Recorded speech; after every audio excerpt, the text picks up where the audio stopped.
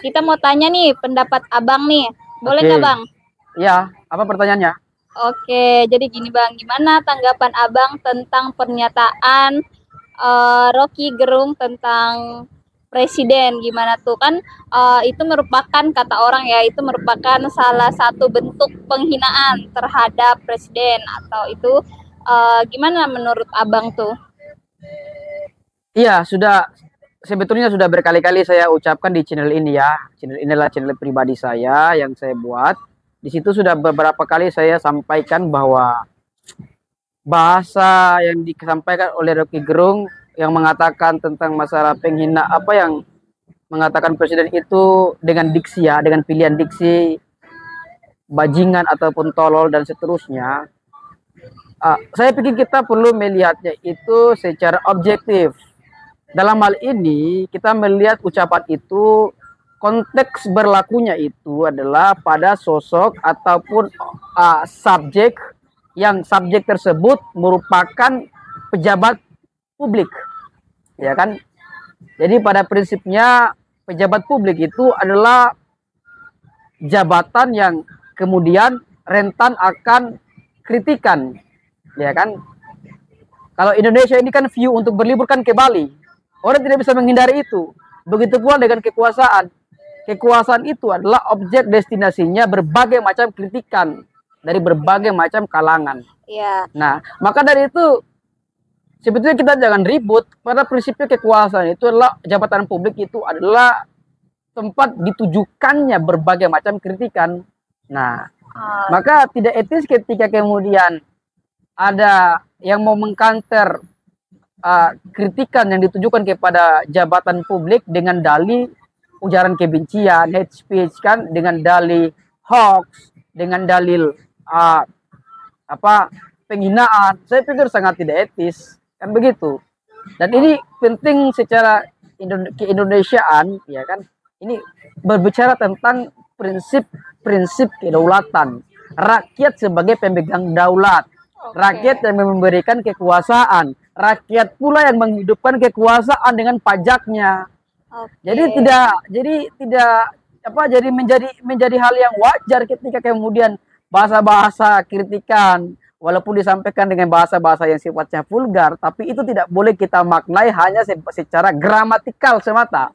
Tetapi perlu kita maknai secara subjek, orang yang menjadi adresat sebuah ucapan kritikan, ya kan? Ya kan? Nah, itu dengan konteks kenapa ucapan itu dikeluarkan.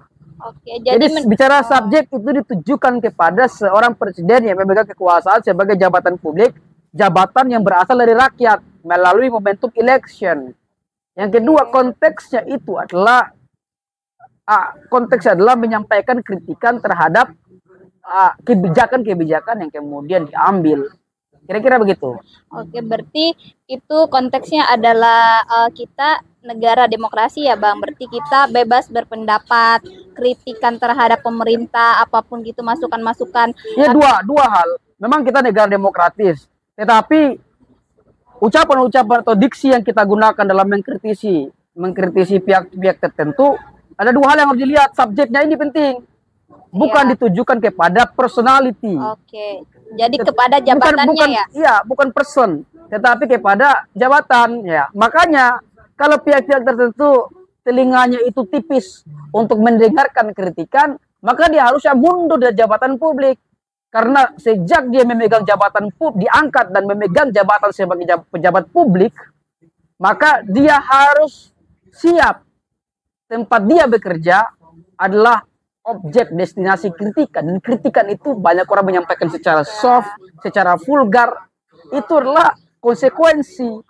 Jadi menurut Abang kritikan kayak gitu hal biasa ya, tapi ada beberapa orang yang menanggapi itu hal yang negatif. Orang yang menanggapi kritikan seperti macam begini yang sifatnya vulgar kepada kekuasaan, dia menganggap itu adalah bahasa yang kemudian cenderung antagonis atau cenderung tidak bersahabat bagi mereka.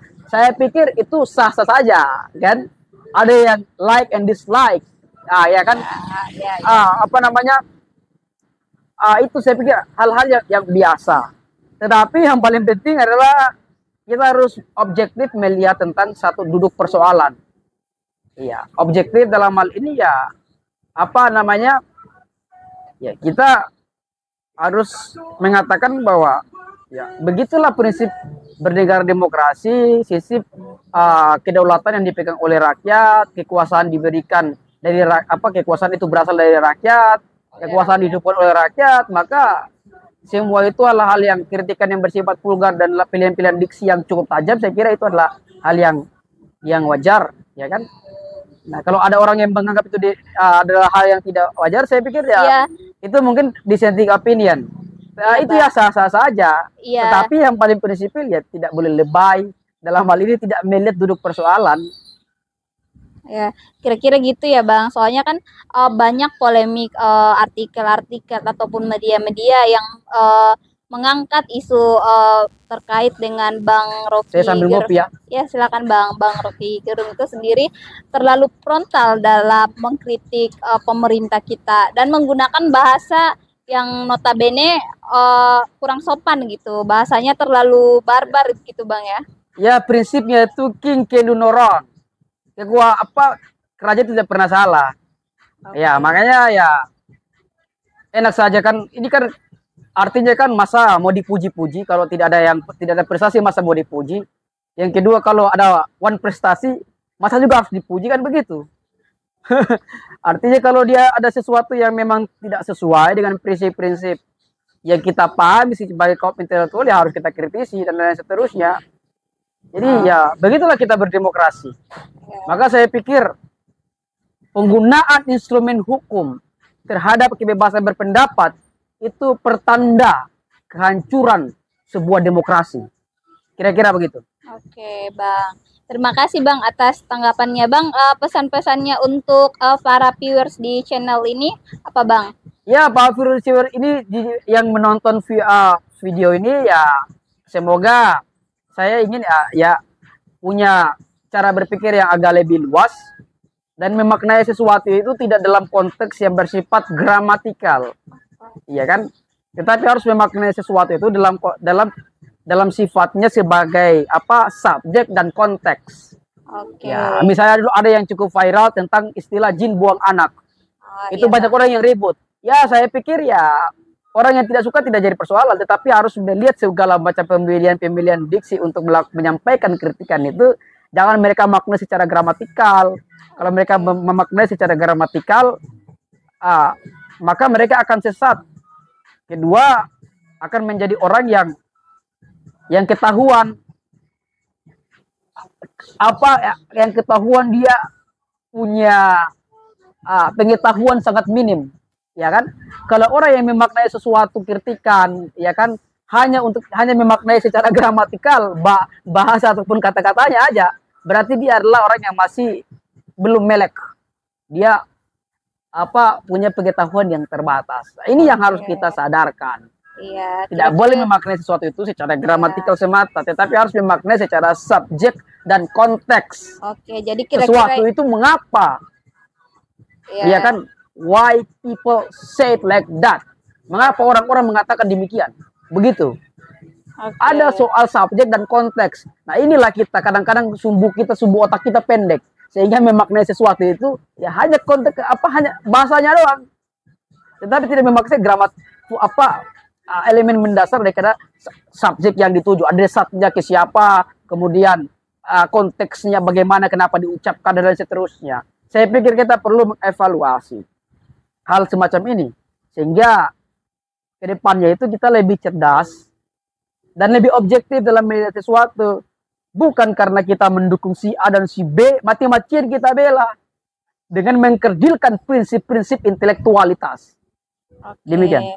Jadi begitu ya teman-teman semuanya. Jadi kita tidak boleh melihat sesuatu dari sudut pandang satu doang. Jadi kita harus melihat sesuatu dari berbagai sudut pandang gitu. Siap. Terima kasih ya Bang atas waktunya.